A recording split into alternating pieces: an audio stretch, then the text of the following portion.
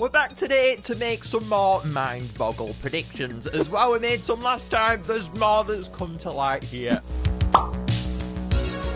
Before we begin, this is going to be a continuation of my last video, so make sure to go and watch that, guys, if you've not already. First of all, then, let's go into the release behind MindBoggle. Now, I previously predicted that MindBoggle was going to arrive last week. However, instead, we got the Celestial Ascension update, which, my word, I'm still not over, okay, guys? But going from that now, we've just been revealed towards it happening next week. We just got confirmation that a My Singing Monsters live episode is going to be taking place then, and of course, we're going to be therefore getting the MindBoggle trailer and all of the content around it, which is really soon, honestly. It's coming straight after we've already had one trailer. Man, they are really pumping out these updates, especially with Anniversary Month just right around the corner. It's pretty surprising, to be honest, guys. Now, along with his previous theories, however, there's also an addition that we have to make here. Seeing as though I thought MindBoggle was going to be releasing last week, I didn't take into account for the fact that the Amber Island vessels are going to be expiring. If you have a look in the market right now, they're all about to expire, and therefore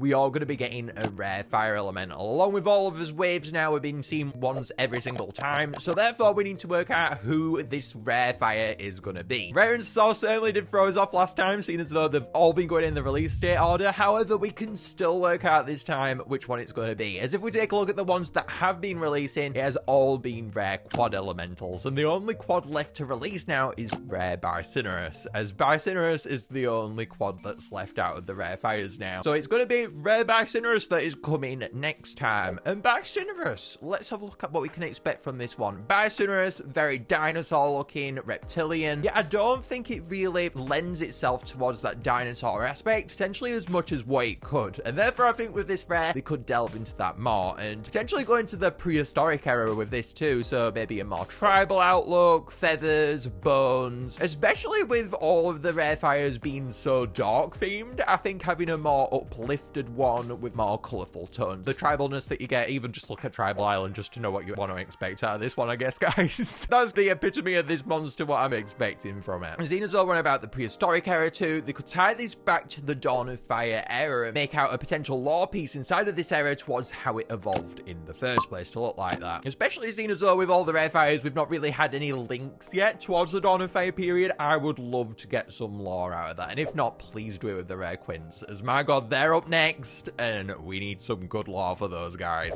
Every single rare Bisonorus prediction that I have seen on the entire planet has been blue. And I don't think they're going to stray away from that with this one either. So I do think it's going to be blues cruise, and that's what we're going to be seeing with this rare Bisonorus variant. Going into that though, I only think a part of it will be blue. So you're either going to have a pattern that's blue or the Emperor that's blue or something like that. As if we're having a look at the Dawn of Fire prismatics, they're already based on aquatic creatures. So I think delving too much into the blue theme is something that we're not going to be seeing. However, particularly with the rare fires, I've noticed a trend. And this is a trend that I cannot go on any longer without emphasizing. Every single rare fire that has come into the game, it has a Pokemon connection. Look at Krillbit, it's Alolan Marowak. It's the same thing. You look at Edamame, it's literally Chandelure. And then the last one, this is what did it to me. Incisaur is Ekans. It all has a link towards a Pokemon. Not even just these either. Every single one. And I don't know how this is possible.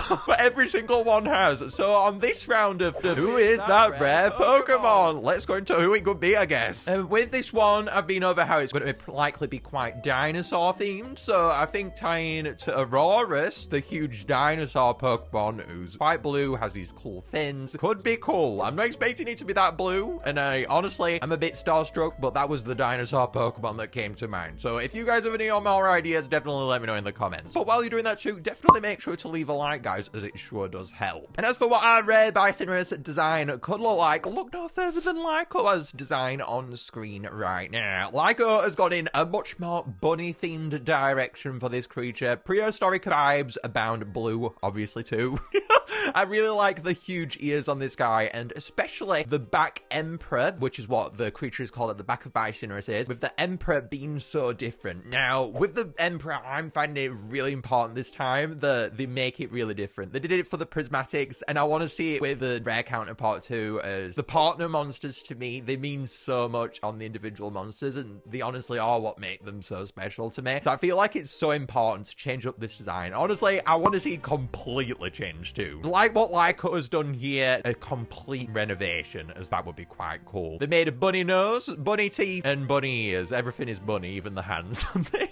Oh, the Emperor looks so cute on this thing too. And last time in the series, we went over the rare Wublin. And this time, I want to go back to that as I had a bit of a MindBoggle moment. Thanks to his wonderful comments, I have been corrected towards an error that I have made. Now, the rare Wublins as we went over are based on each constellation's month. However, I originally speculated that they would be based on the original monster. Like with Blipsqueak, you had Mech, and then it went more Mech. However, with these, you're not necessarily going to be seeing that every time. It's more so just that the monster rare is going to be based off this elemental mode. So it could be any rare Wublin, and therefore inside of his theories, it's down to us to work out which one could be best. We had Timper, which went to electricity, and this time we're getting a rare Wublin based on the poison element for Scorator's mode. And the most likely one, basing it off of which one would look coolest, which one makes the most sense, would actually be Giga in my opinion. If we head on over to their bio, it says, a fellow Wublin is usually appointed as a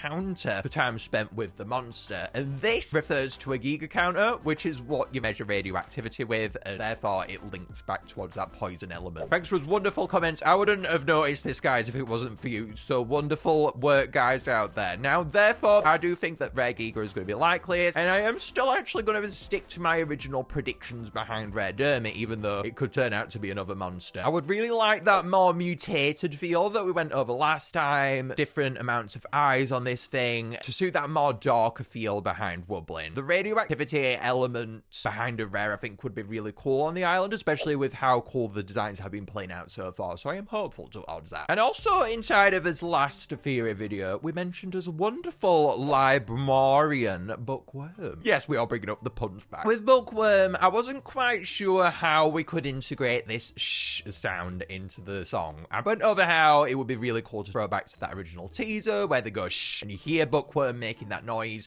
and that the animations wouldn't need much work, seeing as though we have the sprites for that with the sleeping animation. But one of the comments last time pointed out to me how we could bring that quirkiness to them, yet also bring it into the song, as I was unsure how to go about putting it in the song. But y'all were clearly on the case. They suggested that we could have it at the end of the song, and this made complete sense to me. The magical islands, they're not going to be getting those colossal-like sounds where it just helps to build up that tension in certain parts of the song where it makes sense, and that to me, it makes sense to place it there. It would help relieve the tension there, and would honestly be very similar towards what the colossals do, whilst also not really requiring them. It would be cool because the magical islands aren't going to get them anyway. Differing out those ending verses, like what we said last time, to the middle as well, this is another way to do it, and also add a vocalist sound. So it's a win-win to me. Another new vocalist besides the dipsters at the end would be true harmony right there. Still have Bookworm playing through the beginning of the song, and then just end it with having that extra sound at the end. That would be true bliss. Now, I've seen the comments, and I've seen everyone put in, why aren't you talking about the rare magical MPG? It is because I don't think there is a rare magical coming this time. I felt like there was too much with the rare fire, the rare Wublin, there's that many rares, and whilst they did kind of do that instead of Feast Ember last year, I remember they brought Epic Growl and then everything else rare and epic at the time. I don't think that is happening. That was 2, this is 3. I think 3 is too many, and if they do want to bring the rare magical out, they can always do it later. This is our final big update before anniversary month lands. I am really excited to start getting those anniversary month predictions out there. I'm also really excited to just get into that area where anniversary month is going to be happening, as it's the biggest thing in my Singing Monsters, and the thought of it just gets me so excited, guys. Make sure to let me know who you think that Pokemon is. Is it